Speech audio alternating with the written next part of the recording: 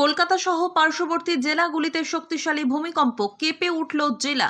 ঘরবাড়ি ছেড়ে পথে মানুষ। আজ শুক্রবার দুপুরে আকস্মিক ভূমিকম্পে কেঁপে উঠল কলকাতা সহ দক্ষিণ 24 পরগনা জেলার বিভিন্ন প্রান্ত। বেশ কয়েক সেকেন্ড ধরে চলা এই কম্পনে জেলা জুড়ে তীব্র আতঙ্ক ছড়িয়ে পড়ে। প্রত্যক্ষদর্শীদের বিবরণ অনুযায়ী দুপুরের এই ভূমিকম্পে ঘরবাড়ির আসবাবপত্র, টেবিল, চেয়ার, এমনকি সিলিং ফ্যান ও টিভি পর্যন্ত দুলতে শুরু করে। আজ দুপুর আনুমানিক 1:20 নাগাদ হঠাৎই কম্পন অনুভূত হয়।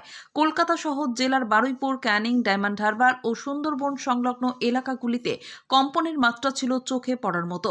অনেক বাড়িতে গামলায় রাখা জল ছলকে উঠতে দেখা যায়, যা কম্পনের তীব্রতা প্রমাণ করে। আতঙ্কে ঘরবাড়ি ছেড়ে রাস্তায় বেরিয়ে আসেন আবাল বৃদ্ধ বনিতা। ছোট ছোট শিশুরা ভয়ে কান্নাকাটি শুরু করে দেয়। ফলে এলাকায় এক চরম অস্থির পরিস্থিতির সৃষ্টি হয়।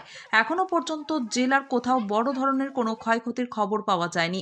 তবে পুরনো অনেক বাড়িতে ফাটল ধরার আশঙ্কা করা হচ্ছে। স্থানীয় প্রশাসন সতর্ক নজর রাখছে এবং সাধারণ মানুষকে আতঙ্কিত না হয়ে ধৈর্য ধরার পরামর্শ দিচ্ছে। প্রাথমিক সূত্র অনুযায়ী এই ভূমিকম্পের কেন্দ্রস্থল ছিল প্রতিবেশী দেশ বাংলাদেশের সীমান্ত সংলগ্ন এলাকা। রিক্টার স্কেলে কম্পনের মাত্রা ছিল প্রায় 5.4।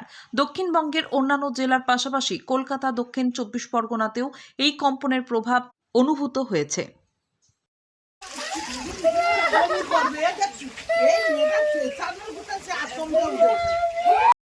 ভূমিকম্প হচ্ছে, আমরা তো আতঙ্কে বাইরে বেরিয়ে এসেছি।